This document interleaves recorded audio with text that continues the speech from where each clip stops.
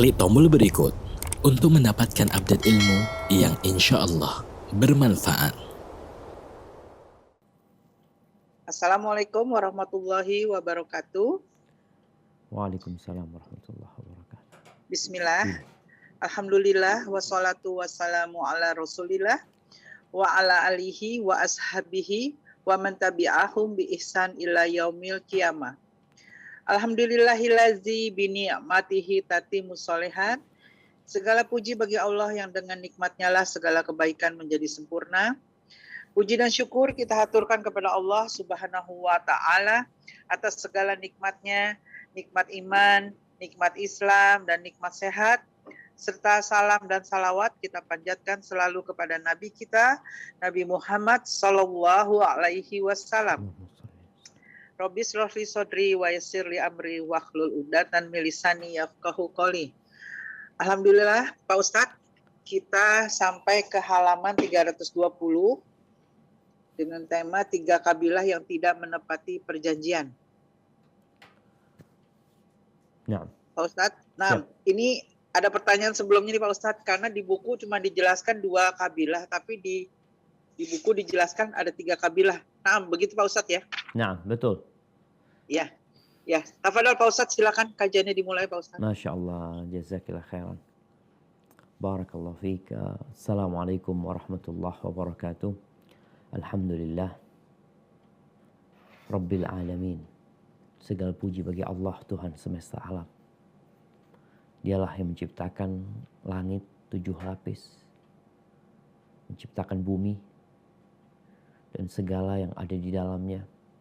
Dialah yang mengatur, mengurusi, dan dialah Allah Jalla Jalaluh yang maha kuasa atas segala sesuatu. Innallaha ala kulli syai'in qadir. Allahumma salli wa sallim wa zid wa barik wa an'im ala sayyidina wa maulana Muhammadin wa ala alihi wa ashabihi ajma'in. Ya Allah, semoga salawat, salam, berkah dan nikmat senantiasa Engkau curahkan untuk hamba kekasih-Mu, untuk baginda Nabi kita Muhammad alaihi salatu wassalam, untuk keluarga beliau, untuk istri-istri beliau, untuk putra-putri beliau, dan untuk seluruh sahabat Nabi. Semoga Allah meridhai kita bersama mereka. Amma ba'd. Ahibati fillah. Kita tahu bahwa ketika Rasulullah SAW datang ke kota Madinah, di kota Madinah ada berbagai etnis, ada berbagai macam agama. Jadi kota Madinah tuh nggak semuanya Islam. Ada yang Muslim, ada yang musyrik, ada Yahudi. Interaksi umat Islam dengan non-Muslim memerlukan satu perjanjian. Karena kita tahu orang-orang kafir, mereka selalu menanti-nanti bencana, musibah, petaka yang menimpa umat Islam. Bisa hidup bersama, tapi dengan perjanjian dan kesepakatan yang harus saling menjaga. Itulah yang terjadi. Dan kita sudah membaca bagaimana perjanjian antara umat Islam dengan orang-orang Yahudi yang berada di dalam kota Madinah. Namun ternyata orang-orang Yahudi berkhianat. Orang tuh kalau nggak suka, mau tidak mau, dengan berjalannya waktu, kebencian dia itu akan nampak. Nampak dalam ucapan, nampak dalam perbuatan. Disebutkan di beberapa kitab sirah bagaimana salah satu pemuka Yahudi ketika mereka berjalan, mereka melihat orang-orang Aus dan Khazraj, dua kabilah yang dahulunya tidak pernah hidup damai, itu duduk bersama, ngobrol, penuh cinta dan kasih sayang. Ini Yahudi hasut. Maka akhirnya dia memerintahkan kepada salah satu anak buahnya untuk ikut duduk bersama mereka. Ngapain duduk sama mereka? Menyulut api permusuhan di antara orang yang saling mencintai. Agar menceritakan tentang Yaum Bu'ath, hari-hari terdahulu tentang peperangan antara Aus dan Khazraj. Yang akhirnya dua suku yang awalnya sudah hidup damai, mereka terpancing gara-gara provokasi dari orang Yahudi. Sampai mereka berjanji untuk perang kembali. Akhirnya Rasulullah SAW mendengar berita itu. Beliau mendatangi para sahabatnya. Mengatakan, afa bida'wal jahiliyah. Afa da'wal jahiliyah wa ana baina adhurikum. Apakah urusan-urusan jahiliyah ini masih ada sedangkan aku di tengah-tengah kalian? Akhirnya mereka sadar kalau mereka telah terprovokasi.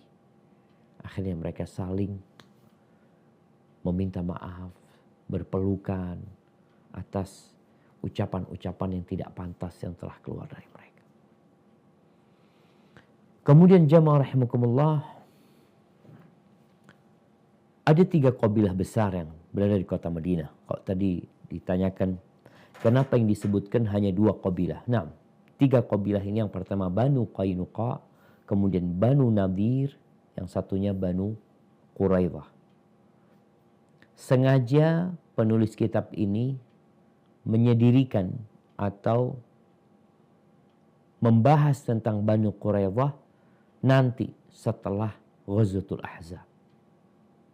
Karena mereka adalah cerita terakhir orang Yahudi berada di kota Madinah.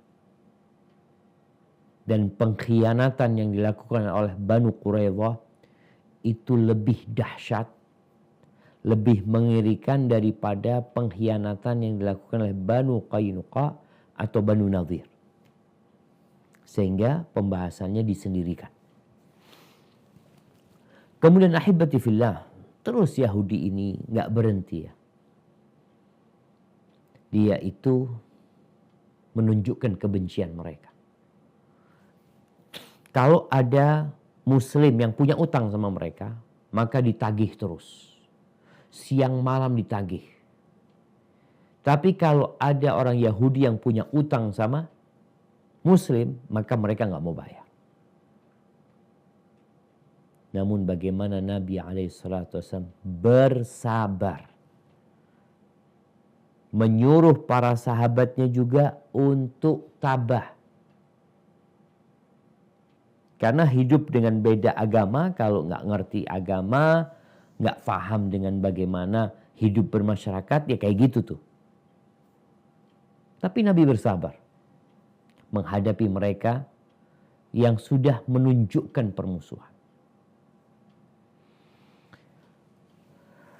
Ahibati fillah, permusuhan mereka semakin nampak tatkala umat Islam mendapatkan kemenangan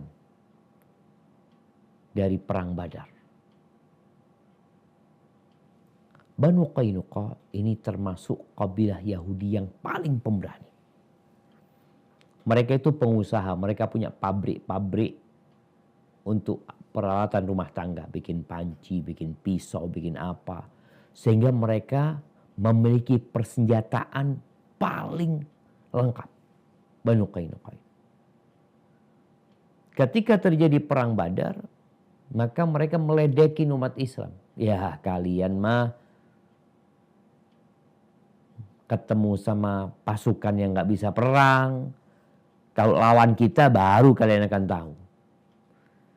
Namun ternyata ucapan mereka ini tidak ditanggapin sama Nabi SAW. Nabi berusaha untuk mendakwain mereka. Karena tujuan Islam hadir adalah untuk memberikan kedamaian dan keamanan. Bukan untuk berperang. Perang itu salah satu sarana menuju kepada kedamaian. Namun mereka tetap unjuk gigi, berusaha untuk meremehkan umat Islam. Lalu Allah Azza wa Jalla turunkan firman-Nya di surat Ali Imran ayat 12-13. Apa kata Allah Azza wa Jalla?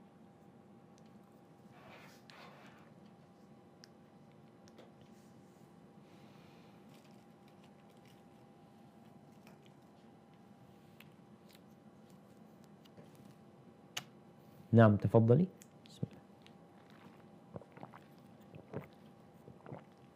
أعوذ بالله من الشيطان الرجيم قل للذين كفروا ستغلبون وتحشرون إلى جهنم وبئس المهاد قد كان لكم آية في فئتين التقاتا Fi'atayn iltaqata.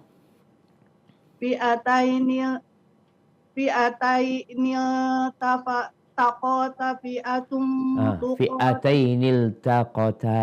Panjang.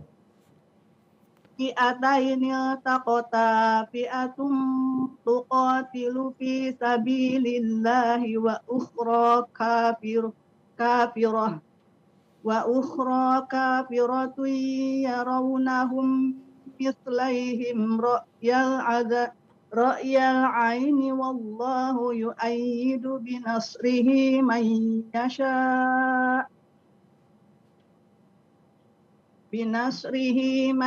yasha'u inna fi dzalika la'ibratan liulil absar.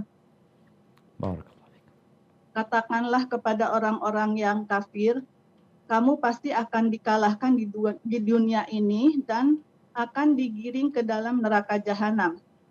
Dan itulah tempat yang seburuk-buruknya.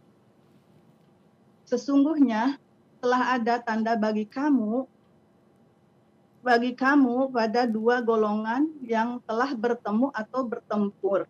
Segolongan berperang di jalan Allah dan yang lain kafir, yang dengan mata kepala melihat seakan-akan orang-orang muslim di dunia, orang-orang muslim dua kali jumlah mereka.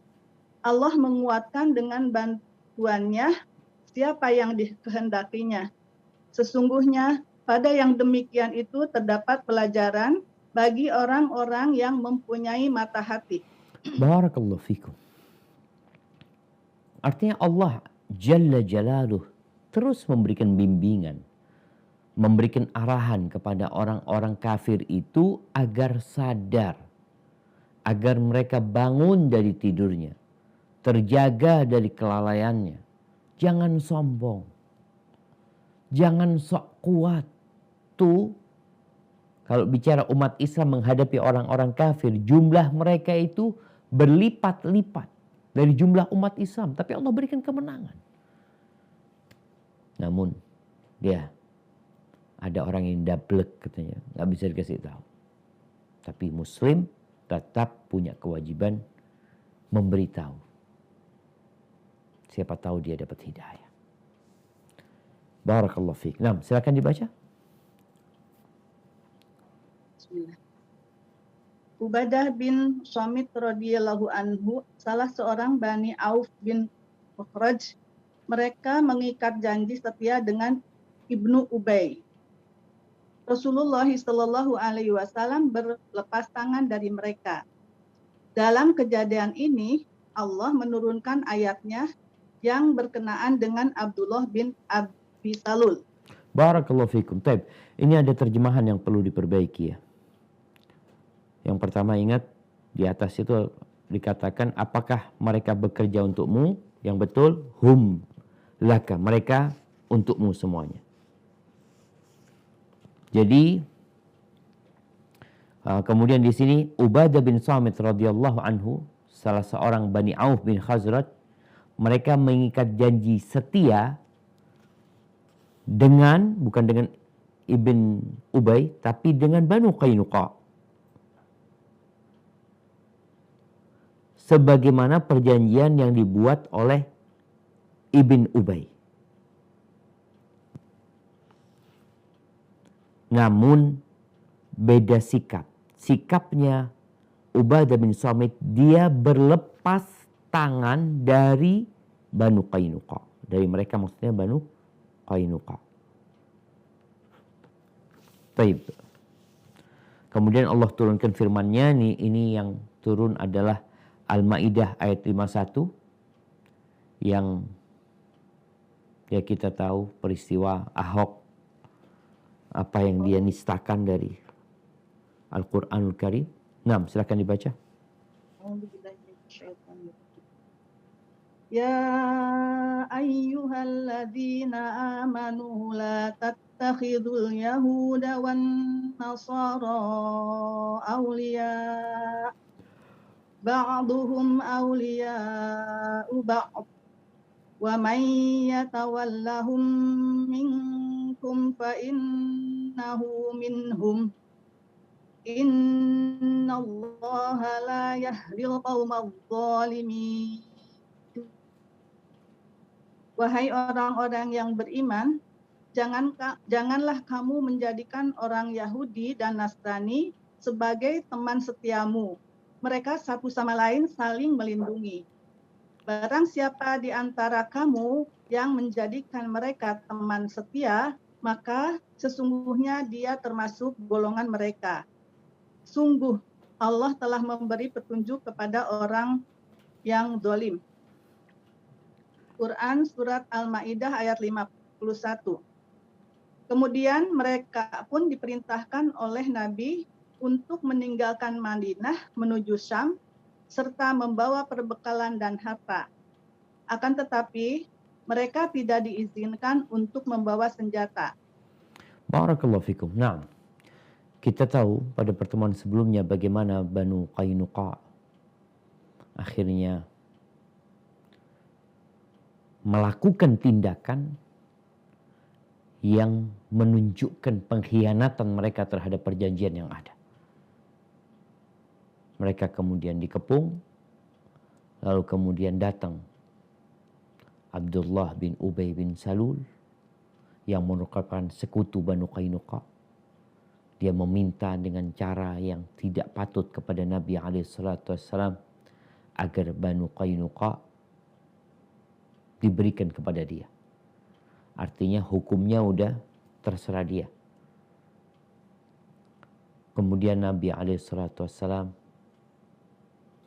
melihat ada dua sikap sahabat, yang satu pentolan orang munafikin, bagaimana sikapnya, yang satu sahabat setia, yaitu Ubadah bin Samit radhiyallahu ta'ala anhu, yang dia menunjukkan bahwa dia berlepas diri dari orang-orang Yahudi.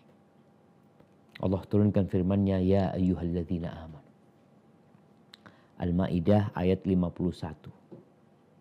Wahai orang-orang yang beriman. Jadi memang panggilan ini khusus untuk yang beriman. Apa yang harus dilakukan orang beriman itu? La tattakhidul yahuda wan nasara awliya. Jangan kalian jadikan orang-orang Yahudi atau orang-orang Nasrani sebagai teman setia. Apalagi sebagai pemimpin. Teman aja nggak boleh. Teman setia nggak boleh. Gimana dijadikan pemimpin? Ba'dhum awliya'u ba'd. Ya, orang kafir itu adalah kekasih untuk orang kafir yang lainnya. Kalau ada umat Islam yang menjadikan orang kafir itu teman setia dia atau sebagai pemimpin dia, maka dia termasuk dari golongan itu.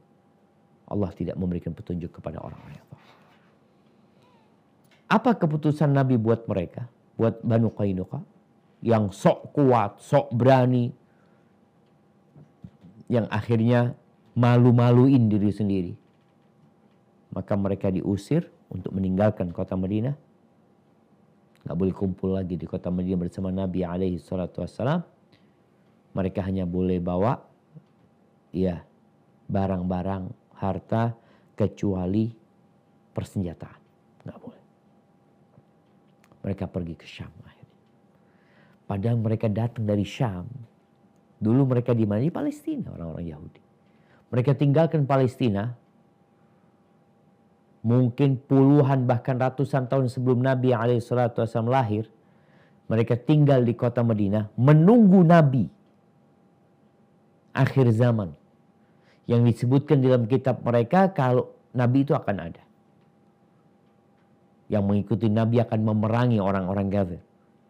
Tapi ternyata mereka sendiri yang diperangi gara-gara mereka tidak mengakui dan tidak mengikuti Nabi Muhammad alaihi salatu wasallam. Selesai cerita Banu Qainuqa. Jadi ini ceritanya sebenarnya setelah perang Badar. Namun penulis menjelaskan lebih dahulu agar kita paham. Agar lebih nyaman memahami karena baru membicarakan tentang perjanjian dengan orang-orang Yahudi. Taib. Yang kedua adalah Banu Nadir atau Bani Nadir. Nah, kejadian dengan Bani Nadir ini setelah perang Uhud. Di tahun keempat kira-kira. Kalau bersama Banu Qainuqa itu setelah perang Badar. Jadi perang Badar itu Ramadan. Banu Qainuqa ini kejadiannya pada bulan Syawal. Jadi tahun kedua. Masih baru, masih segar nih ingatan umat Islam dengan perang Badar. Mereka udah bikin masalah. Sedangkan Banu Nadir, mereka berkhianat setelah perang Uhud. Ketika perang Uhud, kita tahu umat Islam mengalami kekalahan. 70 sahabat lebih meninggal dunia ketika itu. Lalu bagaimana peristiwa itu menyisakan luka di diri umat Islam yang menyebabkan pamornya umat Islam itu turun. Sehingga kabilah-kabilah bangsa Arab yang lainnya itu mulai berani melakukan penyerangan ke kota Madinah. Karena bayangan mereka, udah yang awalnya dengan perang Badar itu mereka menunjukkan kekuatan mereka. Tapi setelah perang Uhud, ya jadi pamornya umat Islam jadi turun gitu ya, seperti itu. Sehingga mereka mulai berusaha untuk memerangi umat Islam. Subhanallah. Baik. Setelah kejadian itu, maka Banu Nadir pun ikut serta untuk memerangi umat Islam. Tafadhal, barakallahu fikum.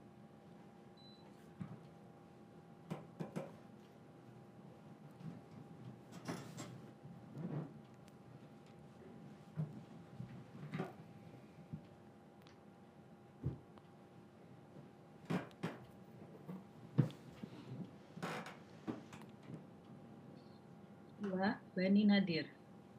Kaum kafir Quraisy menyurati Yahudi Bani Nadir dan mengancam mereka dengan penyerangan jika Muhammad SAW tidak dibunuh. Ketika surat itu diterima Yahudi, Bani Nadir berkumpul dan menyurati Nabi dengan permintaan supaya Nabi beserta 30 orang sahabatnya menemui mereka. Ketika Yahudi menghampiri Nabi, mereka Baik, barakallahu fikum. Ada yang perlu ditambahkan ya. Jadi kaum kafir Quraisy menyurati Banu Nadir dan mengancam kalau mereka tidak memerangi Nabi Muhammad SAW, mereka akan diperangi. Ketika surat itu diterima Yahudi, akhirnya Banu Nadir ini bersepakat untuk berkhianat. Tambahin di sini. Banu Nadir bersepakat mereka untuk berkhianat.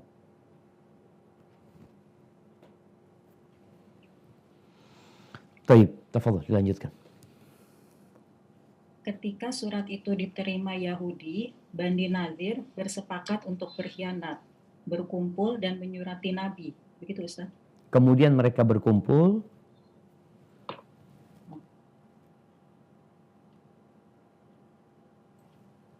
Bani Nadir bersepakat untuk berkhianat, kemudian mereka berkumpul dan menyurati Nabi dengan permintaan supaya Nabi beserta 30 orang sahabatnya menemui mereka.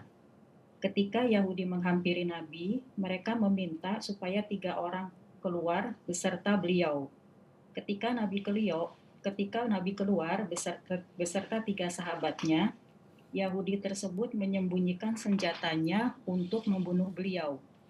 Namun seorang perempuan dari mereka memberitahukan kepada keponakannya yang Muslim, lalu bergegas menemui Nabi Shallallahu Alaihi Wasallam dan memberitahukannya. Lalu beliau kembali pulang. Keesokan harinya, mereka dikepung dan diperangi, lalu diperintahkan membawa perbekalan dan tanpa senjata. Kemudian Allah menurunkan surat Al-Hasyr dan mereka pun diusir kembali. Di antara mereka ada yang pergi ke Khaybar dan Syam atau Syria. Barakallahu fikum. Ya. Disebutkan bahwasanya penyebab peperangan yang dilakukan melawan Banu Nadir ini satu yang baru saja kita baca. Ternyata orang-orang kafir ini walaupun terjadi perbedaan agama di antara mereka, sebenarnya kekufuran itu millatun wahidah. Kekufuran itu satu. Ya satu agama. Mau Yahudi, mau Nasrani, mau apa, satu agama. Bagaimana orang-orang Quraisy memprovokasi Banu Nadir untuk membunuh Nabi SAW. Dan nanti kejadian Banu Quraidah, bagaimana dari kalangan Banu Nadir ini, yang awalnya diprovokasi sama Quraisy, akhirnya nanti Banu Nadir yang memprovokasi Quraisy untuk perang Ahzab. Yang kemudian dari Banu Nadir juga akan memprovokasi Banu Quraidah untuk berkhianat. Al-kufru millatun wahidah. Mereka satu agama sebenarnya orang-orang kafir ini. Dan Allah sudah menyebutkan bagaimana orang-orang Yahudi, nabi-nabi dari kalangan mereka dibunuh sama mereka. Padahal mereka tahu yang dibunuh itu nabi. Bukan mereka tidak mengaku itu nabi, mereka mengaku itu nabi, cuma mereka nggak mau mengikutinya. Ini dibunuh. Dan mereka telah melakukan itu atau upaya untuk melakukan itu kepada Nabi SAW. Tapi Allah turunkan wahyu, atau Allah tadi disebutkan bagaimana seorang wanita yang memberitahu keponakannya agar memberitahu Nabi SAW. Ini sebab yang pertama yang disebutkan oleh para sejarawan. Sebab yang kedua, tafadhali. Sebab pengusiran mereka yang kedua adalah ketika Nabi Shallallahu Alaihi Wasallam mendatangi mereka untuk meminta bantuan dan diat atau denda terhadap 2 orang yang dibunuh oleh Amru bin Umayyah ad-Damari, tetangga yang Rasulullah Shallallahu Alaihi Wasallam telah mengambil sumpah kepada mereka. Barakallahu fikum. Ini diperbaiki terjemahannya. 2 orang yang dibunuh oleh Amr bin Umayyah ad-Damari.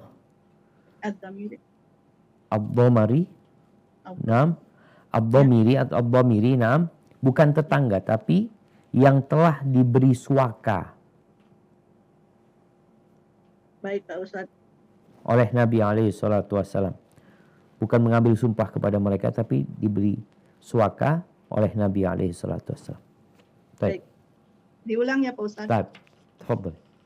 Sebab pengusiran mereka yang kedua adalah ketika Nabi Shallallahu Alaihi Wasallam mendatangi mereka untuk meminta bantuan dan diat atau denda terhadap 2 orang yang dibunuh oleh Amru bin Umayyah al-Damiri yang telah diberi suaka oleh Rasulullah Shallallahu Alaihi Wasallam. Barakallahu fikum. Baik, ini ada lagi yang perlu diperbaiki, meminta bantuan dan diat, bukan meminta bantuan membayar diat.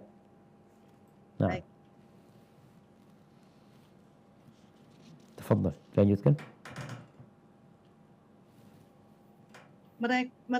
Mereka pun menjawab, baik wahai Abu Qasim, kami akan membantumu. Mestinya membayarmu ya.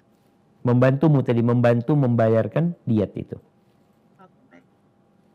Baik wahai Abu Qasim, kami akan membantumu. Kemudian mereka masuk ke dalam rumah dan membuat siasat untuk menjatuhkan batu kepada beliau dari atas dinding.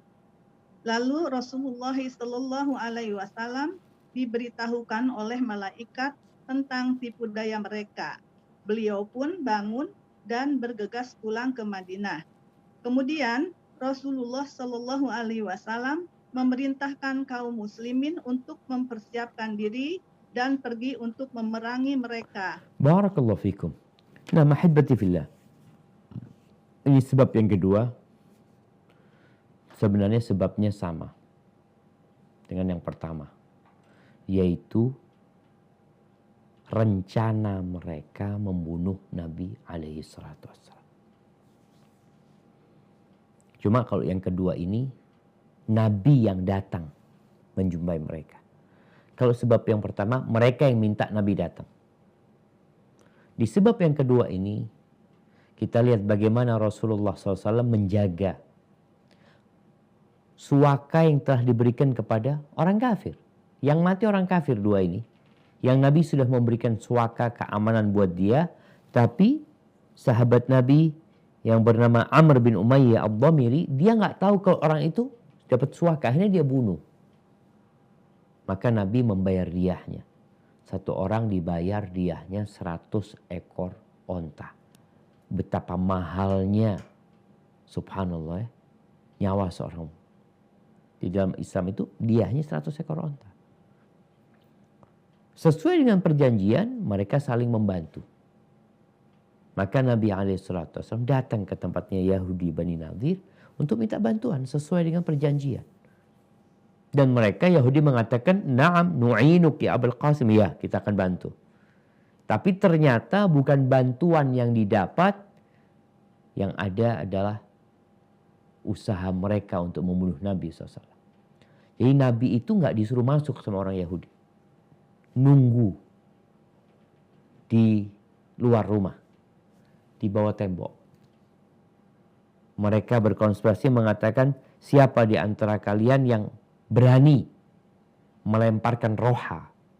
Roha itu batu yang digunakan untuk numbuk atau untuk menggiling.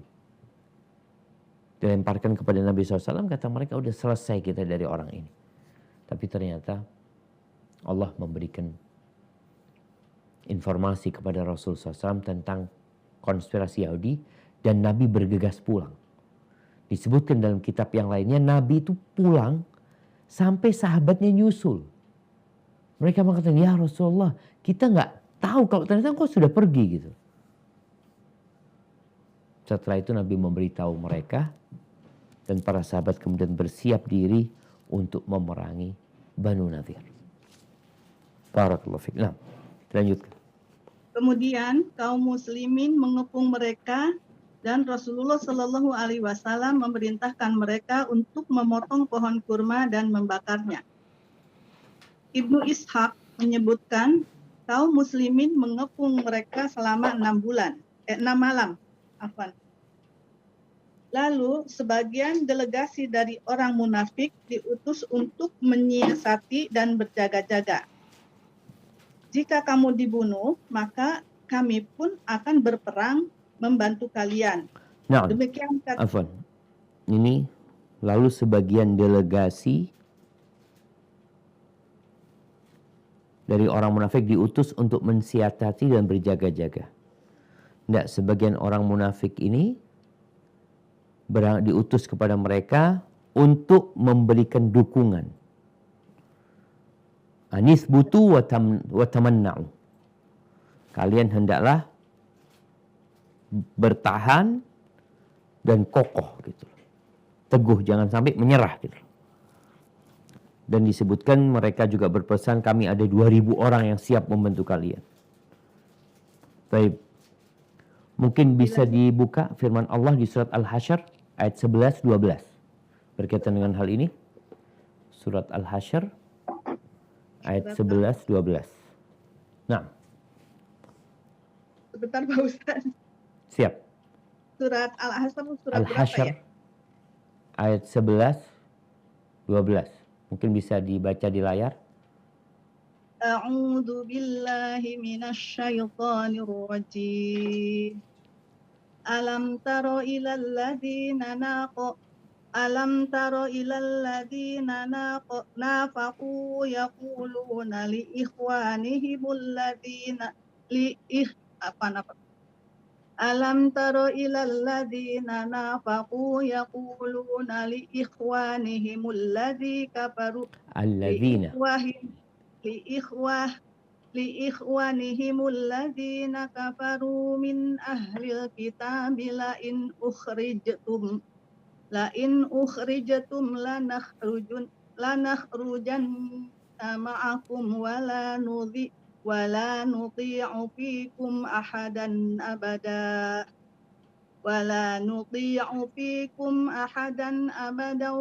wa in qutiltum lanansurannakum wallahu yashhadu innahum lakadzibun.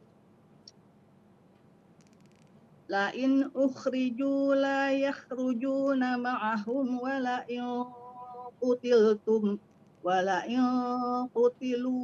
la yansurunahum wa la in nasaruhum la yuwallunnal adbara thumma la yunsarun. Barakallahu fiik. Artinya? Apakah kamu tidak memperhatikan orang-orang yang munafik yang berkata kepada saudara-saudara mereka yang kafir di antara ahli kitab, sesungguhnya jika kamu diusir, niscaya kami pun akan keluar bersamamu, dan kami selama-lamanya tidak akan patuh kepada siapapun untuk menyusahkan kamu. Dan jika kamu diperangi, pasti kami akan membantu kamu. Dan Allah menyaksikan bahwa sesungguhnya mereka benar-benar pendusta. Sesungguhnya jika mereka diusir, orang-orang munafik itu tidak akan keluar bersama mereka, dan sesungguhnya jika mereka diperangi, niscaya mereka tiada akan menolongnya. Sesungguhnya jika mereka menolongnya, niscaya mereka akan berpaling lari ke belakang. Kemudian mereka tidak akan mendapat pertolongan. Barakallahu fikum. Jadi jamaah, setelah kejadian Nabi alaihi salatu wassalam pulang dari Banu Nadir, Nabi bersiap-siap untuk memerangin Banu Nadir. Sebelum itu, Nabi kirim sahabatnya. Siapa yang dikirim untuk menjumpai mereka? Disebutkan Muhammad ibn Maslamah. Apa pesannya? Nabi berpesan, "Ukhruju minal Madinah wa la tusakinunani biha." Kalian tinggalkan kota Madinah. Jangan tinggal bersama aku di sini. Dikasih waktu 10 hari. Artinya orang Yahudi tahu ternyata konspirasi mereka terbongkar. Allah Azza wa Jalla yang memberitahu Nabi SAW. Dan Nabi mengatakan, "Faman wajadtu ba'da dzalika biha darabtu unuqah." Setelah 10 hari masih ada Yahudi Banu Nadir, aku penggal kepalanya. Melihat itu, akhirnya nih Yahudi kecil hati. Maka mereka punya waktu 10 hari untuk bersiap-siap. Dalam kondisi mereka bersiap-siap, disinilah tuh orang-orang munafikin datang kepada Yahudi, mengatakan kepada mereka, "La in ukhrijtum lanakhrujanna ma'akum." Kalau kalian diusir, kita akan keluar bersama kalian. "Wala nuti'u fikum ahadan abada." Kita nggak akan nurut sama siapapun dalam urusannya kalian. "Wa in qutiltum lanansurannakum." Kalau kalian diperangi, kami akan tolong kalian.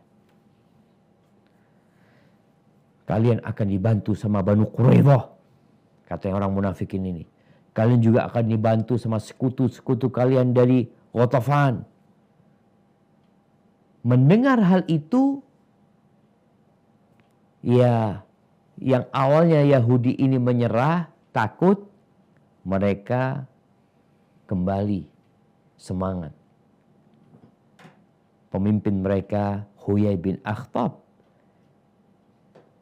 itu termasuk yang benar-benar termotivasi dengan ucapan Abdullah bin Ubay bin Salul. Lalu kirim orang kepada Nabi SAW. Sampaikan kepada Nabi SAW, inna la nakhruju min diyarina. Kita nggak akan keluar dari rumah kami. Ini tempat kami tinggal di sini, kami nggak akan meninggalkan tempat kami. Fasna ma badalak. Sudah. Terserah engkau. Berbuatlah yang kau kehendaki. Maka subhanallah, akhirnya orang-orang Yahudi bertahan. Maka seperti yang disebutkan Ibnu Ishaq, lalu Rasul sallallahu alaihi wasallam mengepung mereka selama 6 malam. Jadi kejadiannya sebenarnya sebelum 6 malam itu sudah ada motivasi dari orang-orang munafikin yang mengompori mereka agar mereka tidak keluar dari kota Madinah. Nah, silakan dilanjutkan. Lalu dari mana ya Pak Ustaz? Lalu Kaum muslimin mengepung mereka. Oke. Kemudian kaum muslimin mengepung mereka dan Rasulullah Shallallahu Alaihi Wasallam memerintahkan mereka untuk memotong pohon kurma dan membakarnya. Ibnu Ishaq menyebutkan kaum muslimin mengepung mereka selama 6 malam. Lalu sebagian delegasi dari orang munafik. Ini ucapan lalu ini yang bikin bingung, bukan lalu ya. Nah, diganti. Lalunya diganti. Yang sebelumnya sebutkan. Yang sebelumnya sebagian delegasi itu ya Pak Ustaz? Nah, iya. Yang sebelumnya sebagian delegasi dari orang munafik itu untuk diutus untuk menguatkan mereka, ya, untuk memotivasi untuk menguatkan mereka. Nah. Jika kamu dibunuh, maka kami pun akan berperang membantu kalian. Demikian kata mereka. Namun, Allah Ta'ala memberikan rasa takut dalam dada mereka, sehingga tidak jadi menolong orang yang sudah mereka janjikan dengan pertolongan. Lalu mereka meminta kepada Rasulullah Shallallahu Alaihi Wasallam untuk pergi meninggalkan tanah kelahiran mereka, dan mereka pun diusir. Begitulah ketetapan Allah terhadap kelompok Yahudi. Barakallahu fikum. Kalau kita membaca awal surat Al-Hasyr, kita akan dapati cerita ini. Bagaimana orang-orang Yahudi yang awalnya bertahan di benteng mereka berpikir nggak mungkin mereka akan kalah, nggak mungkin mereka akan menyerah, karena kondisinya umat Islam dalam kondisi lemah pada waktu itu setelah perang Uhud, setelah adanya beberapa sahabat yang dibunuh setelah perang Uhud juga. Maka orang Yahudi dengan semangat yang dikobarkan oleh orang-orang munafikin semakin pede untuk bertahan. Tapi ternyata akhirnya mereka menyerah. Dan mereka memberikan syarat, kita akan menyerah, kita akan tinggalkan Madinah dengan catatan kita boleh bawa apa yang bisa dibawa dengan onta. Akhirnya sampai mereka bawa pintu rumah mereka, ya, kusen-kusen mereka yang bisa dibawa. Dalam pandangan mereka supaya nggak dimanfaatin sama umat Islam. Mereka bukan beriman setelah mengetahui bahwa konspirasi mereka diketahui oleh Nabi SAW. Mereka jadi tidak beriman, tidak minta maaf, tidak. Itu yang kadang-kala kita sayangkannya, memang innallaha yahdi man yasha. Allah memberikan petunjuk kepada siapa yang Allah kehendaki. Barakallahu fiik. Nah, lanjutkan. Tafadhol. seperti yang sudah Pak Ustadz sampaikan sebelumnya bahwa mengenai Yahudi Bani Quraizah akan dijelaskan setelah pembahasan perang Ahzab, karena perang Ahzab berkaitan erat dengan perang Bani Quraizah. Nah. Hikmah. Lanjut Pak Ustadz. Lanjut. Hikmah pelajaran. Hikmah atau pelajaran yang bisa dipetik. Hikmah yang dapat diambil dari sirah pada bagian ini adalah sebagai berikut. 1. Perjanjian yang dibuat oleh Rasulullah SAW dengan kaum Yahudi menunjukkan bahwa Islam itu adalah hukum yang sempurna.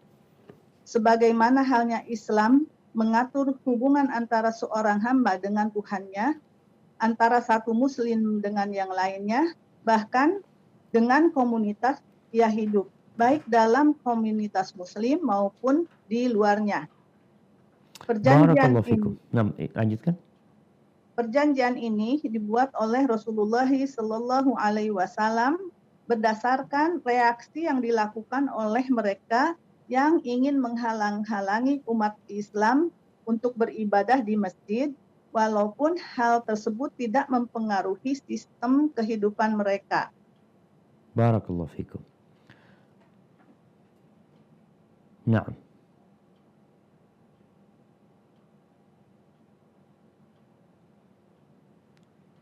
Tunggu sebentar.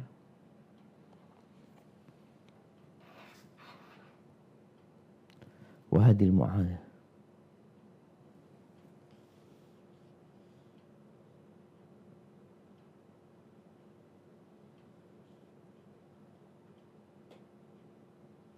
Taib. Ini perjanjian ini dibuat oleh Rasulullah SAW. Raddun amaliyun. Reaksi nyata atas orang-orang, atas mereka yang ingin menghalangi umat Islam ini diganti. Ingin mengungkung. Apa mengungkung ini? Ingin membatasi Islam itu hanya di masjid saja. Tanpa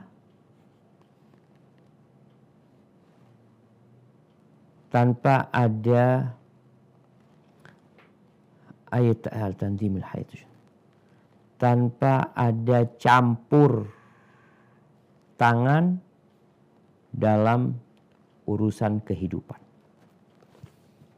Nah, jadi perjanjian ini yang dibuat oleh Nabi SAW mengandung reaksi atau bantahan ya. Bantahan nyata terhadap orang-orang yang ingin membatasi Islam hanya ibadah di masjid saja tanpa ada campur tangan dalam kehidupan. Baik, ahibati fillah. Kita lihat ya, bagaimana perjanjian ini menunjukkan atas kesempurnaannya syariat Islam. Karena ada usaha yang mungkin disebut memisahkan agama dari dunia. Istilahnya sekuler. Agama dipisahkan dari dunia. Ya agama tuh tadi di masjid udah. Engkau mau ibadah ya di masjid. Mau beragama ya di masjid. Mungkin kalau lebih luas dikit, ya agama itu ya ibadah haji. Pemerintah ngatur tuh gimana pelaksanaan ibadah haji, itu agama. Kemudian urusan pernikahan, oke, ada pengadilan agama, urusan pernikahan. Urusan kehidupan yang lainnya enggak. Islam enggak boleh ikut campur di sana.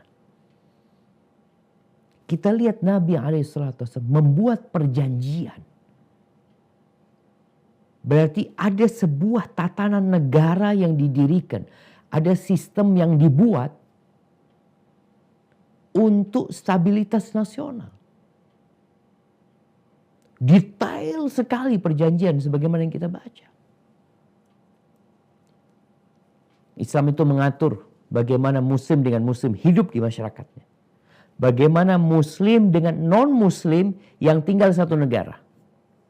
Bagaimana muslim dengan non-muslim yang hidup di negara lainnya.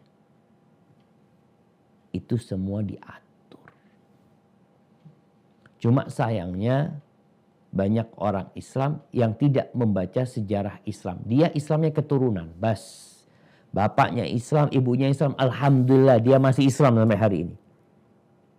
Tapi tatkala ditanya, engkau udah baca nggak tentang rukun Islam? Dengan syarahnya, dengan penjelasannya. Engkau pernah nggak membaca bagaimana Islam ini kok bisa sampai ke Mesir?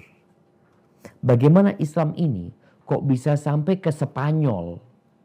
Bagaimana Islam ini kok bisa sampai ke Konstantinopel?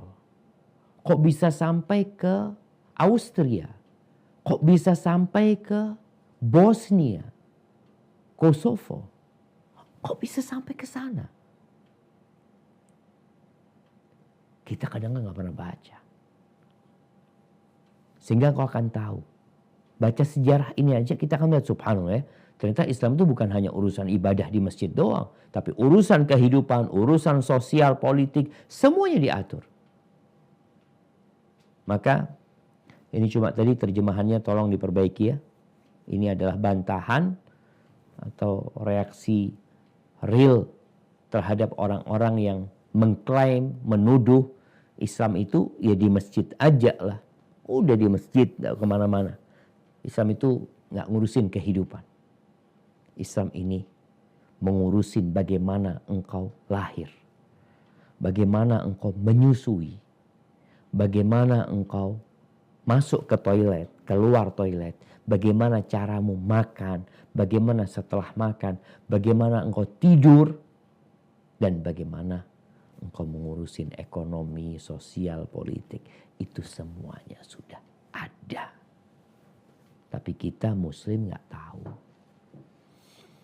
Barakallahu fiik. Taib. Yang kedua. Hikmah yang kedua, Rasulullah Shallallahu Alaihi Wasallam membiarkan orang Yahudi Madinah tinggal di sana dan memberi jaminan kepada mereka atas keselamatan agama dan harta mereka dengan syarat-syarat yang telah disepakati. Perjanjian yang dikutip ini merupakan perjanjian yang telah dicetuskan oleh Rasulullah Shallallahu Alaihi Wasallam 14 abad yang silam. Sebuah perjanjian yang patut diapresiasikan sebab beliau telah menetapkan kebebasan dalam berkeyakinan bagi non-muslim, menjaga kehormatan kota Madinah, menjaga keselamatan harta dan kehidupannya. Dengan demikian, Islam lebih dahulu menetapkan tentang hak asasi manusia, menjaga, melindungi, serta mengawasinya. Nah, lanjut. Dengan dicetuskannya Piagam Madinah tersebut, menjadikannya sebuah negeri yang aman dan damai. Yahudi dan Muslim hidup berdampingan dengan rasa aman. Yahudi bertekad membantu Muslim jika ada musuh yang menyerang Madinah, serta tidak membantu dan menolong orang musyrik. Barakallahu fikum. Ada satu kalimat yang mungkin perlu ditambahkan di sini. Jadi dengan dicetuskannya Piagam Madinah tersebut menjadikannya sebuah negeri yang toleransi. Nah, bagaimana toleransi Nabi alaihi salatu wassalam? Jadi orang-orang non-muslim, engkau harus tahu bahwasanya sejak 1400 tahun yang lalu udah dibuat Piagam Madinah yang menjunjung tinggi hak asasi manusia dalam beragama. Bicara beragama, engkau mau jadi Nasrani, fadhol. Mau Yahudi, tafadhol. Kita dakwain engkau supaya masuk Islam. Tapi engkau nggak mau lah ikraha fiddin. Tidak ada pemaksaan dalam beragama. Ini berbeda dengan kondisi orang-orang Katolik. Orang-orang kafir. Bagaimana tatkala umat Islam sampai ke Andalusia. Beratus-ratus tahun berada di sana. Tapi kemudian dibantai sama orang-orang Katolik. Mereka dikasih pilihan, imma kalian mau keluar dari agama Islam, atau kalian meninggalkan negeri. Kalau nggak mau dibunuh. Sedangkan umat Islam memperbolehkan orang-orang Katolik hidup ratusan tahun berdampingan dengan umat Islam di mana? Di Spanyol. Tafadhol mereka mau hidup. Di kota Madinah, tafadhol. Catatannya, ingat, kita harus bersama-sama menjaga stabilitas nasional. Menjaga kesucian kota Madinah. Kita sama saling menghormatin. Dalam urusan ibadah, tafadhol, kalian beribadah. Ada kebebasan beribadah menurut kepercayaan masing-masing. Itu sudah ada. Kalau di negeri kita, di undang-undang, ada pasal yang menjelaskan tentang kebebasan beragama. Bahwasanya setiap warga negara itu punya hak menjalankan agama sesuai dengan keyakinannya masing-masing. Islam udah dari dulu, jemaah. Cuma sekali lagi kita ini kadang-kadang nggak baca. Kita jadi Islamophobia karena kebodohan kita tentang Islam. Agama yang rahmatan lil alamin, agama yang cinta damai, yang merupakan kasih sayang untuk alam semesta, menjadi agama yang penuh dengan teror.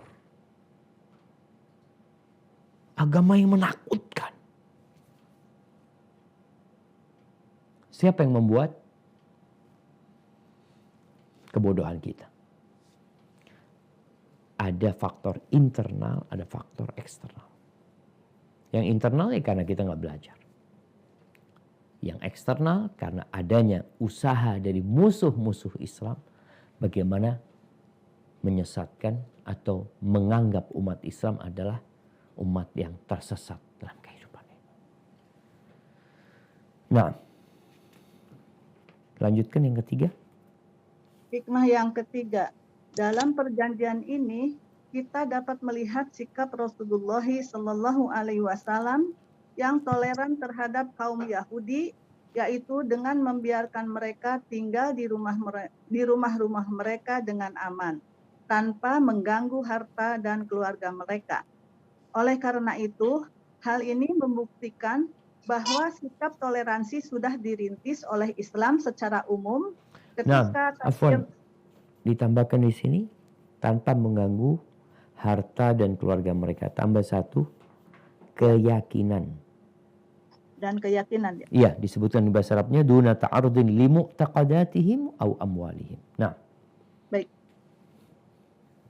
Dalam perjanjian ini kita dapat melihat sikap Rasulullah Shallallahu Alaihi Wasallam yang toleran terhadap kaum Yahudi, yaitu dengan membiarkan mereka tinggal di rumah-rumah mereka dengan aman, tanpa mengganggu harta dan keluarga dan keyakinan mereka.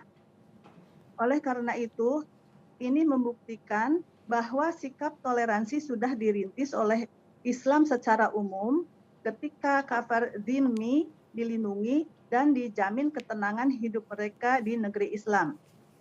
Namun, hal ini tidak dirasakan oleh minoritas muslimin yang tinggal di negara kafir. Bahkan berdasarkan informasi yang selalu memekakkan telinga kita, bahwa kita mendapati saudara-saudara kita yang menjadi kaum minoritas di negara tersebut mengalami kesulitan. Mereka dibuat susah, baik dalam memperoleh rezeki, dalam bidang pendidikan, serta dalam mengumandangkan azan. Bahkan mereka pun ikut campur dalam pemberian nama anak-anak orang Muslim. Mereka dilarang untuk menamai anaknya dengan nama-nama Islam. Begitu juga tentang kekerasan terhadap saudara kita di Bosnia dan Herzegovina, Kosovo, Kashmir, dan lain-lain. Barakallahu fikum. Nah, ini bicara dalam mengumandangkan azan dihapus ya.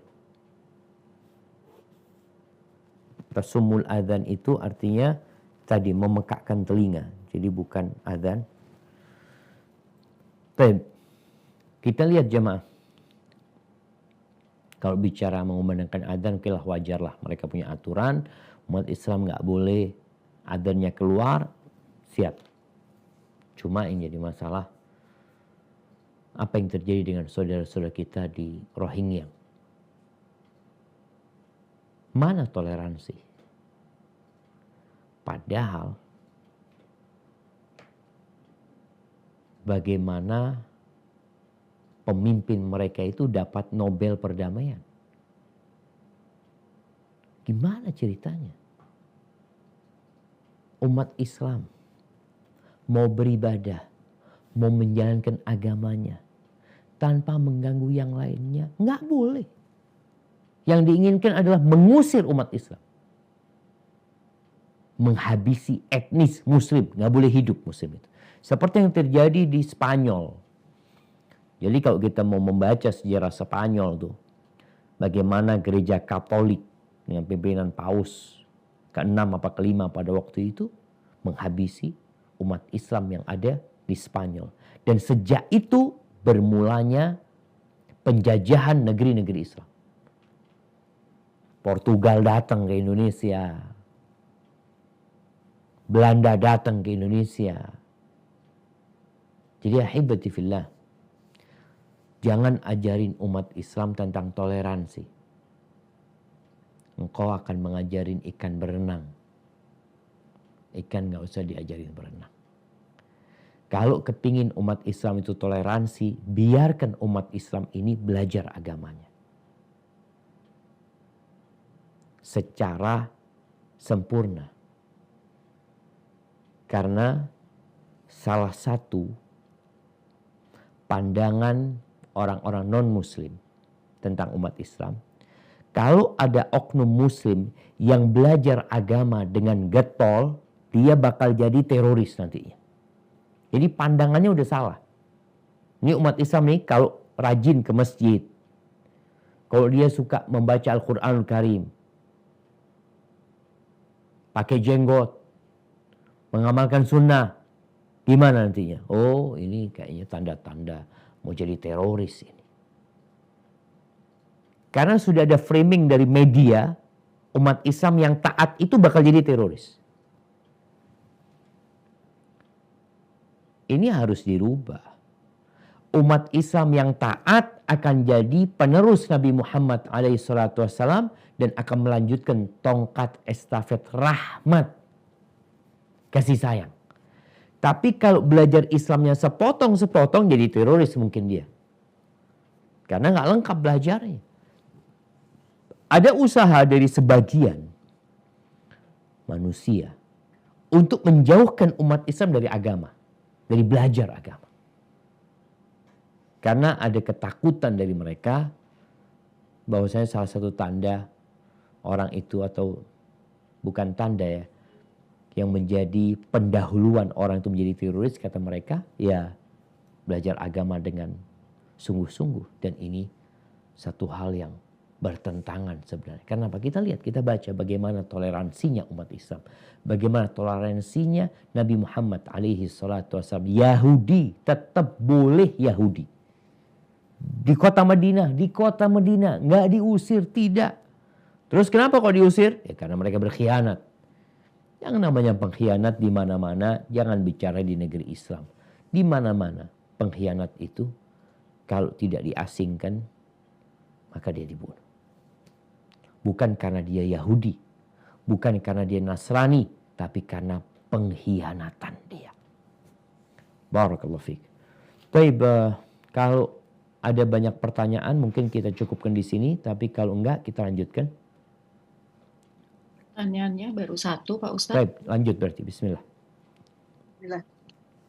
Hikmah yang keempat, pemenuhan janji Rasulullah Shallallahu Alaihi Wasallam yang telah disepakati dengan orang Yahudi atau selainnya. Hal ini seperti telah diungkapkan oleh Rasulullah Shallallahu Alaihi Wasallam dan dikuatkan oleh firman Allah Ta'ala dalam surat Quran surat An-Nahl ayat 91. A'udzubillahi minasyaitonirrajim. Wa aufu bi'ahdillahi idza ahadtum. Dan tepatilah janji dengan Allah apabila kamu berjanji. Rasulullah Shallallahu Alaihi Wasallam bersabda, Arba'un man kunna fihi kana munafiqon khalisan wa man kanat fihi khoslatun minhunna kanat fihi khoslatun min nafaqi Minan kan min fi nafaqi minan nifaq disambung. khoslatan minan nifaqi atau minan di sini nih. Iya, kalau Minan disambung nifaqi. bacanya minan nifaq. Minan nifaqi hatta yada'aha idza tumina khona wa idza haddasta kadzaba wa idza ahada adara wa idza ghadara wa idza khosama fajaro. Baik. Ada 4 hal apabila pada diri seseorang ada keempat hal itu, maka dia adalah seorang munafik tulen. Dan barang siapa ada padanya salah satu dari keempat hal tersebut, maka telah terdapat padanya tanda-tanda kemunafikan, kecuali dia meninggalkannya. Apabila diberi amanah, dia berkhianat. Apabila berbicara, ia dusta. Apabila berjanji, ia mengingkarinya. Dan apabila bertengkar, ia berlaku jahat. Barakallahu fikum. Ya hibbati fillah, subhanallah. Perjanjian dibuat untuk dipenuhi. Tapi ternyata orang-orang Yahudi tidak melakukan itu. Rasulullah SAW menjaga itu perjanjian. Dan menjaga perjanjian itu dengan menjaga umat Islam agar mereka tidak melakukan tindakan-tindakan yang mengandung unsur pengkhianatan terhadap perjanjian yang dibuat. Bagaimana Allah firmankan wa aufu bi ahdillah idza ahadtum. Tepatilah janji dengan Allah kalau kalian berjanji. Mengingkari janji itu sifat orang munafik. Hadis yang baru saja kita baca, arba'un man kunna fihi kana munafiqan khalisan. Ada 4 perkara barang siapa yang di dirinya ada 4 perkara ini, tuh dia munafik tulen sudah. Tapi kalau cuma ada satu sifat munafik, ya dikatakan ada kemunafikan. Bukan munafik, tapi ada kemunafikan. Yang pertama, disebutkan dalam hadis ini, idza tumina khana, dikasih amanah berkhianat. Wa idza haddatsa kadzab, kalau ngomong dusta. Bagaimana orang-orang Yahudi ketika mereka didatangi Nabi SAW meminta bantuan dalam membayarkan diat. Kata Yahudi, ajal nu'inuka ya Abul Qasim. Ya, kami akan bantu engkau. Ternyata mereka bukan membantu, malah mau membunuh Nabi SAW. Bagaimana kelompoknya Abdullah bin Ubay bin Salul ketika Banu Nadir sudah hendak menyerahkan diri. Kata kelompok orang-orang munafikin, uthbutu, tenang kalian, tetap di sini kalian. La in ukhrijtum lanakhrujanna ma'akum. Kalau kalian wa in qutiltum lanansurannakum. Kalau kalian dibunuh, diperangi, kami akan bantu kalian. Kalau kalian butuh pertolongan, kami akan menolong kalian. Kalian diusir, kami akan keluar bersama kalian. ketika Yahudi Banu Nadir diusir dari kota Madinah, tidak satu pun orang munafik yang ikut Yahudi.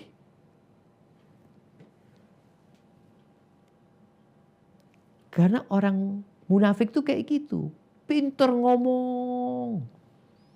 Wa iyaqulu tasma' liqaulihim. Kalau engkau dengar omongan mereka, Masya Allah, hebat orang ini. Mereka munafik. Mereka seperti pohon yang ditempelin gitu. Nggak ada asasnya. Nggak ada pondasinya. Jadi ingat sifat orang munafik. Pengkhianat kalau dikasih amanah. Dusta. Hati-hati yang suka nyebarkan berita hoax. Kemudian kalau berjanji dia tidak menepati janjinya. Kalau berantem, bertengkar, dia berlaku jahat. Itu orang munafik. Orang mukmin kalau terjadi pertengkaran apa, dia akan meminta maaf atau dia akan memaafkan. Itu orang beriman. Tapi kalau orang munafik enggak. Dia akan dendam dan dia akan melakukan tindakan jahat kepada orang yang tadi dia berantem sama dia. Itu sifat orang-orang munafik. Barakallahu fiik. Nah, yang kelima. Hikmah yang kelima, penjelasan tentang keji dan buruknya tabiat orang Yahudi yang selalu menampakkan permusuhan terhadap Islam dan kaum muslimin. Hal tersebut terlihat ketika tidak berapa lama setelah membuat perjanjian, mereka pun melanggarnya. Mereka telah mengkhianati Allah dan Rasul-Nya. Kekejian mereka juga tidak hanya pada kata-kata, bahkan sampai ke tahap aksi, yaitu ketika mereka membuat tipu muslihat untuk membunuh Rasulullah Shallallahu Alaihi Wasallam. Namun Allah melenyapkan dan memusnahkan tipu daya mereka tersebut dan memberikan keselamatan kepada nabinya. Mereka juga berusaha untuk membantu Bani Aus dan Khazraj untuk merusak kehormatan orang-orang Islam. Barakallahu fikum. Bukan di sini mereka juga berusaha untuk membantu, bukan membantu, untuk merusak hubungan antara orang-orang Aus dan Khazraj. Dan wa'tadau ala hurumatil muslimin, dan mereka telah melampaui batas terhadap kehormatan orang-orang Islam. Ya, jadi mereka berusaha untuk mengadu domba antara Aus dan Khazraj dan mereka merusak kehormatan orang-orang Islam. Itu dilakukan oleh orang-orang Yahudi. Sehingga kalau kita membaca berita tentang Yahudi yang ada di Israel, yang mereka ingkar janji, mereka menyerang umat Islam, menakut-nakutin umat Islam, itu cerita lama. Itu bukan cerita baru. Memang kayak gitu tuh Yahudi. Terus apa yang harus dilakukan oleh Muslim? Engkau perlu minta tolong sama Allah. Engkau perlu memperbaiki dirimu menghadapi orang-orang Yahudi. Karena memang mereka seperti itu. Mereka nggak suka melihat umat Islam damai. Mereka tidak suka melihat umat Islam bersatu. Nggak suka sekali. Makanya perpecahan yang terjadi di antara umat Islam, kalau kita lihat di Indonesia, perpecahan yang terjadi di antara umat Islam, maka ketahuilah ada faktor internal, ada faktor eksternal. Faktor eksternalnya adanya orang-orang yang memang ingin merusak hubungan umat Islam. Dan dengan nyata kita membaca sejarah dan sejarah itu berulang. Maka tolong umat Islam di Indonesia. Oke, mungkin terjadi perbedaan. Perbedaan madhab. Atau perbedaan dalam beberapa masalah akidah, keyakinan. Tapi ingat, kalian tetap saudara. Innamal mu'minuna ikhwah. Orang-orang beriman itu bersaudara.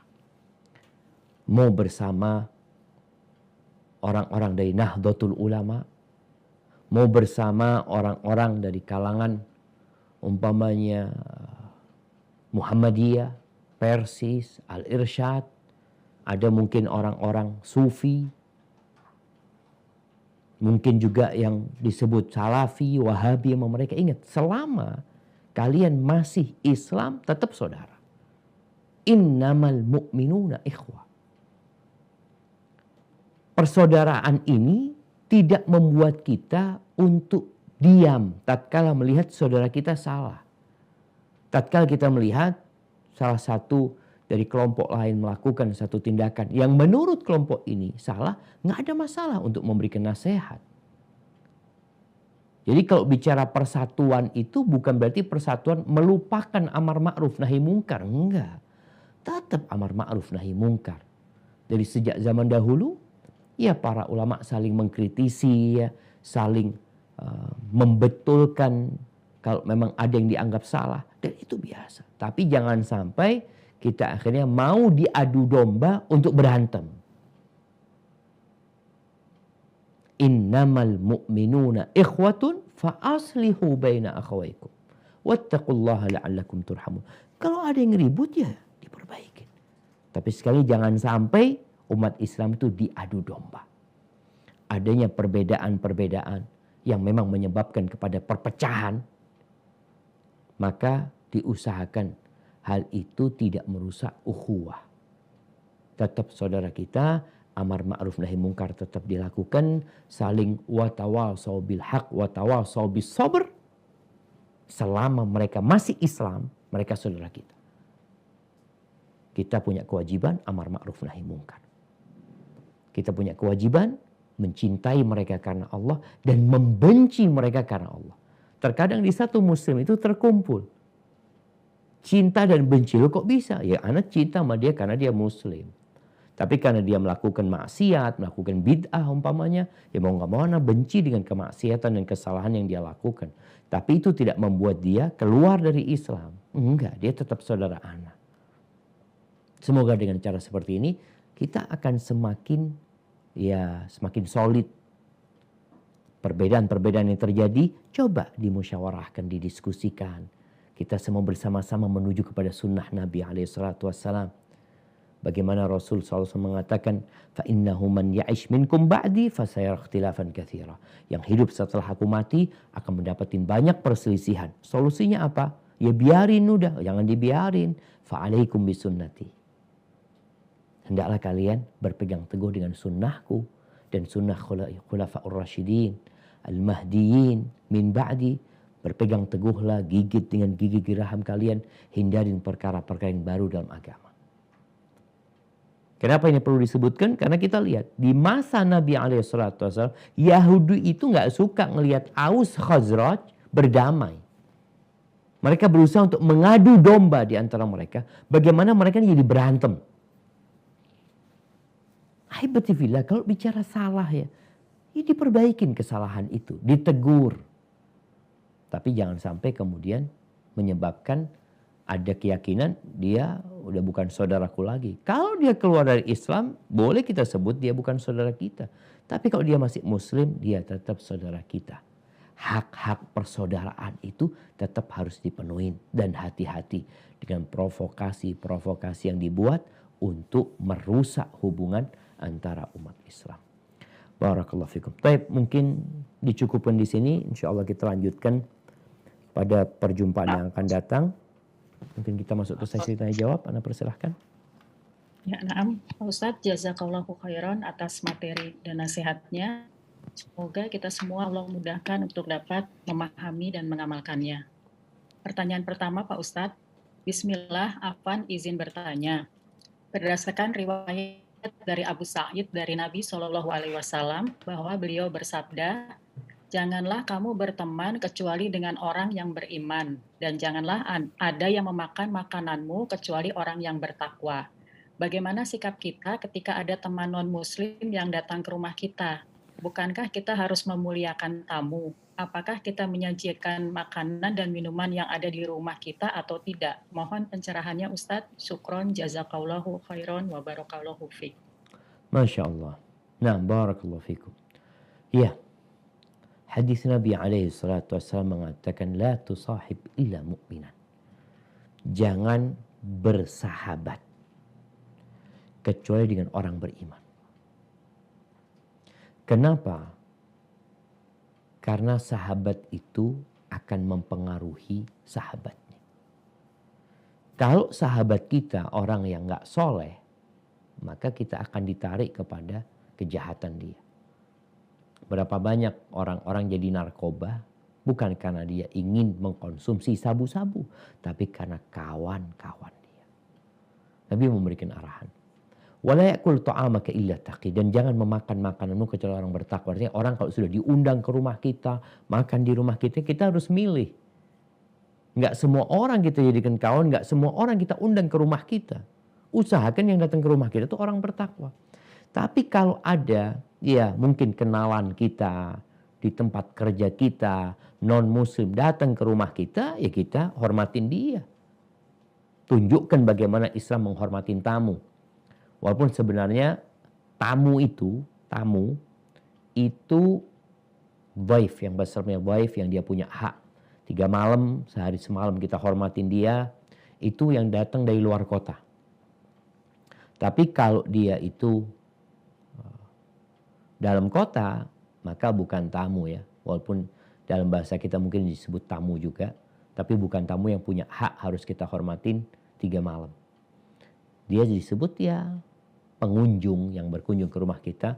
Bahkan kita boleh menolak tamu yang seperti itu. Artinya jangan bicara non-muslim. Teman kita. Pokoknya anak jam 2 siang mau tidur, tahu-tahu ada teman datang. Ustaz ada tamu, aduh anak mau tidur, suruh pulang nanti, suruh datang lagi. Nggak masalah. Tidak dikatakan tidak menghormatin tamu. Enggak. Karena dia bukan tamu yang diwajibkan kita untuk menghormatinya. Lalu kalau bicara bagaimana memuliakan dia, nggak ada masalah. Tunjukkan keindahan Islam. Jadi orang yang berkunjung ke rumah kita itu belum tentu dia sahabat kita. Ya bisa jadi tadi cuma kenalan di kantor teman kerja. Tapi kalau sudah antum undang orang, fadl ke rumah ana ya. Maka Nabi memberikan arahan. Engkau pilih orang-orang khusus yang datang ke rumah. Jangan sampai orang yang ya muslim tapi nggak bertakwa, yang ditakutkan akan mempengaruhi anak-anakmu. Sehingga anak-anak jadi nggak benar gara-gara kedatangan tamu tersebut. Jadi kalau sudah datang ke rumah kita itu orang, ya kita muliakan, kita kasih makan, kita berikan suguhan yang memuaskan. Tapi ingat arahannya, kalau kita mau ngundang orang ke rumah kita, tinggal di rumah kita, hendaklah orang yang bertakwa. Hadza wallahu a'lam bissawab. Ustaz, jazakallahu khairan atas jawabannya. Pertanyaan berikutnya. Assalamualaikum warahmatullahi wabarakatuh. Waalaikumsalam. Afan Ustadz, bagaimana hukum bagi saya yang sedang bekerja di luar kota dan masjid di daerah sini sangat jauh dan akses yang sulit? Apakah dengan sholat bersama teman kerja di tempat kerja dapat pahala sholat berjamaah? Barakallahu fikum. Wa fikum mubarak. Naam ahibati fillah. Kita tahu perintah untuk menghadiri sholat berjamaah di masjid ini ada ketentuannya. Di mana seorang sahabat Nabi Abdullah bin Ummi Maktum ketika dia meminta dispensasi kepada Nabi SAW karena dia tidak punya pemandu ke masjid. Pemandunya nggak selalu ada. Maka dia minta izin supaya sholat di rumahnya. Nabi SAW memberikan rukhsah kepada beliau. Kemudian tatkala beliau pulang, dipanggil sama Nabi SAW. Atasma'un nida, kau dengar nggak panggilan azan? Kata orang, nah dengar. Fa'ajib. Kalau gitu kau jawab panggilan azan. Jadi kalau dikatakan tadi, orang ini jauh dari masjid berarti nggak dengar azan. Adzan yang tidak pakai mic. Kalau pakai mic bisa berkilo-kilo jemaah ya. Adzan yang biasa. Dulu orang naik ke menara kemudian adzan. Yang dengar suara itu maka jawab. Kalau dikatakan tadi dia nggak dengar adzan, tempatnya jauh masjidnya, ya silahkan dia sholat berjamaah bersama kawan-kawannya. Apakah dia akan mendapatkan fadilah sholat berjamaah? Insya Allah tetap dia mendapatkan fadilah sholat berjamaah. Dia mendapatkan 27 tapi nggak dapat fadilah jalan ke masjidnya. Ya. Dia nggak dapat. Pulang dari masjid juga dia akan mendapatkan pahala. Maka nasihat ana, coba bikin musola, tempat sholat sehingga kawan-kawan yang muslim di sana sholatnya di sana. Jadi dibikin musola lah di sana. Kalau waktu Jumatan mungkin baru berangkat ke masjid. Hada wallahu a'lam bishawab. Ustadz, jazakallahu khairan atas jawabannya. Pertanyaan berikutnya, Bismillah izin bertanya. Setelah kita ketahui dalam pembahasan tadi bahwa Rasulullah Shallallahu Alaihi Wasallam menjunjung tinggi kebebasan Yahudi dengan keyakinan mereka, kemudian bagaimana dakwah kepada mereka? Apakah tetap didakwahi atau diajak untuk beriman, Pak Ustadz? Barakallahu fikum. Nah, mahibati fillah, Rasulullah SAW tidak pernah berhenti berdakwah kepada mereka. Seperti Banu Qainuqa. Setelah perang Badar, mereka ada ya kerusak-kerusuk yang omongan-omongan yang nggak nyaman. Nabi datang kepada mereka, datang ke pasar mereka. Karena mereka punya pasar besar. Nabi dakwahin mereka. Jadi dakwah ini tetap jalan gitu loh. Tapi tidak ada unsur pemaksaan. Bagaimana di awal Nabi datang ke kota Madinah juga mengumpulkan orang-orang Yahudi, khususnya pemuka-pemuka mereka, didakwain sama Nabi SAW. Abdullah bin Ubay bin Salul sebelum dia masuk Islam. Abdullah bin Ubay bin Salul ini masuk Islam setelah perang Badar. Perang Badar itu Ramadan ya. Kejadian Banu Qainuqa ini Syawal. Sebelumnya Nabi itu kadang-kadang melewatin tempatnya Abdullah bin Ubay bin Salul. Nabi berhenti. Dibacakan ayat-ayat Allah kepada mereka, didakwain. Jadi bicara dakwah tetap dilakukan. Abdullah bin Ubay bin Salul sempat marah kepada Nabi SAW. Dia mengatakan, sudah engkau jangan ganggu majelis kami. Gitu. Kalau ada orang kami yang datang kepadamu, engkau bacakan, engkau ceritakan cerita-ceritamu itu. Tapi engkau jangan datang ke sini. Itu sahabat sebagian mengatakan, ya Rasulullah kita suka engkau bercerita kepada kami di sini. Jadi intinya tidak ada pemaksaan dalam beragama. Urusan dakwah tetap dijalankan. Nabi tetap menyampaikan kepada mereka. Tapi mereka tidak mau. Ketika perang Khaybar, Rasul SAW sebelum memerangi mereka, Ali bin Abi Thalib radhiyallahu ta'ala anhu diutus sama Nabi SAW. Ud'uhum ilal Islam. Kau sampai ke mereka, ajak mereka. Bukan urusannya kita mau perang, enggak. Kita ingin mereka selamat dunia akhirat. Hadza wallahu a'lam bishawab.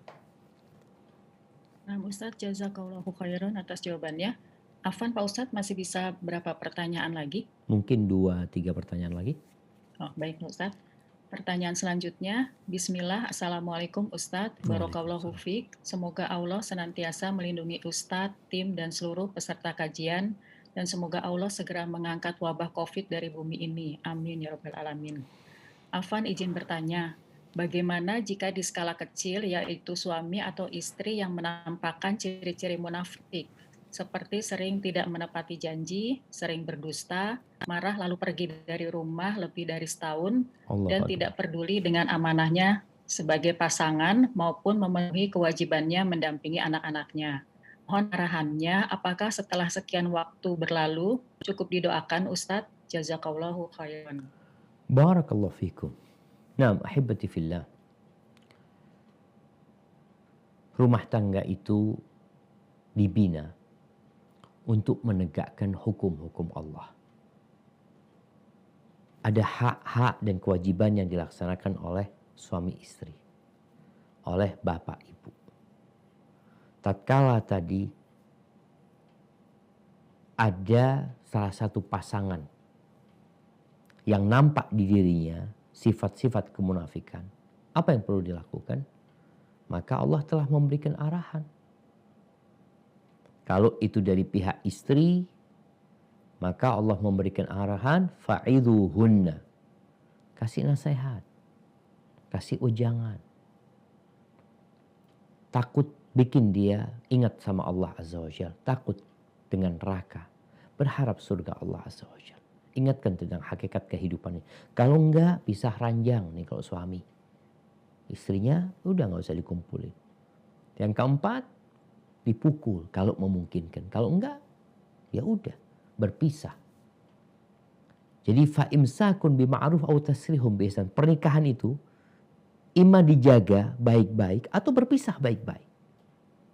Kalau ternyata suami yang tidak melakukan kewajibannya, istri memberikan nasihat.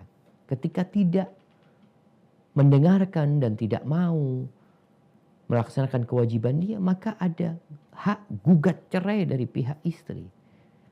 Kalau bicara doa, tetap doa kita lakukan. Tapi kalau dikatakan tadi, nggak disebutkan tuh kabur dari rumah setahun ya. Kalau kabur, tetap mau jadi suami istri, kabur dari rumah setahun. Tidak memberikan nafkah, tidak peduli sama anak-anaknya. Maka Islam telah memberikan arahan untuk bercerai, berpisah. Bahkan ada satu surat namanya suratul talaq, surat perceraian. Jadi perceraian itu diperbolehkan tatkala memang kondisinya tidak memungkinkan untuk bersatu kembali. Hadza wallahu a'lam bissawab. Nah, Ustadz, jazakallahu khairan atas jawaban dan nasihatnya. Pertanyaan berikutnya, izin bertanya Pak Ustadz, kalau tetangga kita non-muslim, apakah kita boleh mendoakan? Dan bila tetangga tersebut wafat, sampai batasan mana Ustadz, apakah boleh kita takziah datang ke rumahnya atau bagaimana Pak Ustadz? Nah, barakallahu fikum. Ya ahibati fillah. Berkaitan dengan tetangga kita yang non-muslim, maka kita berbuat baik sama mereka, berbagi sama mereka. Mereka punya hak sebagai tetangga kita. Kalau ada yang sakit ya kita besuk ya. Kalau mereka butuh pertolongan kita tolong dia. Kita punya makanan, kita berbagi sama dia. Mendoakan boleh, mendoakan supaya dapat hidayah. Orang itu didoakan supaya dapat hidayah. Kalau dia umpamanya ya sakit, ya kita doakan semoga sembuh, kemudian mendapatkan petunjuk dari Allah Subhanahu wa taala. Jadi selama dia masih hidup, kita bisa mendoakan dia supaya dia mendapatkan hidayah.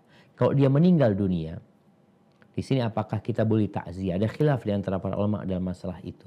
Jadi kalau sekedar bela sungkawa kepada yang hidup, katakan kita turut berduka cita, kita ikut bersedih, umpamanya nggak ada masalah seperti itu. Tapi mendoakan yang mati udah nggak boleh, karena sudah mati.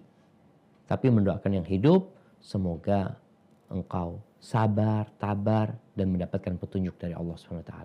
Itu sepertinya doa yang diperlukan sama dia. Tapi kalau yang sudah mati, selesai kita nggak boleh mendoakan orang kafir yang mati dalam kekufuran. Hada wallahu a'lam bishawab. Nah Pak Ustadz, pertanyaan selanjutnya, Assalamualaikum, izin bertanya, apakah boleh kita lebih baik bersedekah kepada seorang teman yang soleh atau solehah daripada saudara sendiri yang tidak taat kepada Allah? Kondisinya saat ini sama-sama membutuhkan bantuan. Nah, barakallahu fikum. Ahibati fillah. Di sini ada dua pilihan. Yang satu orang yang soleh, tapi bukan saudara kita. Yang satu kerabat kita. Mana yang harus kita dahulukan? Rasulullah SAW menyuruh kita berbuat baik kepada tetangga, kepada kerabat kita. Diutamakan kerabat kita. Namun di sini tugas kita kalau tahu kerabat kita ini nggak soleh dan dia butuh juga, gunakan kondisi ini sebagai sarana untuk memperbaiki saudara kita yang nggak soleh. Katakan kepada dia, aku bantu engkau, tapi syaratnya engkau sholat 5 waktu. Kalau engkau nggak sholat, aku kasih ke yang lain aja gitu. Ada apa kau kasih duit, ternyata manfaatnya sedikit buat aku. Tapi kalau engkau digunakan untuk ibadah, maka itu akan lebih baik. Kalau ternyata saudara yang soleh ini nggak mau, enggak, kalau suruh sholat aku nggak mau, ya sudah kasihkan ke yang lainnya. Ini dalam rangka untuk mendakwain dia. Tapi kalau dia, alhamdulillah, insya Allah dengan kita bantu dia mau mendengarkan kita, ya kita bantu saudara kita. Dan semoga orang yang soleh itu mendapatkan bantuan dari yang lainnya. Tapi kalau tidak, ya kita bantu orang yang soleh.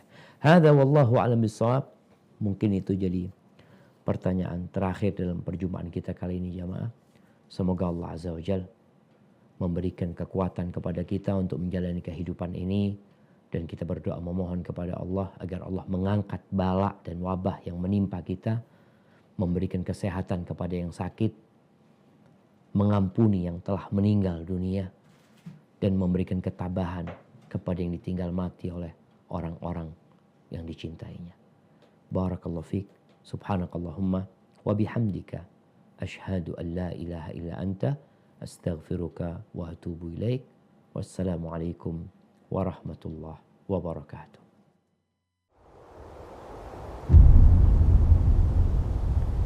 Klik tombol berikut untuk mendapatkan update ilmu yang insya Allah bermanfaat.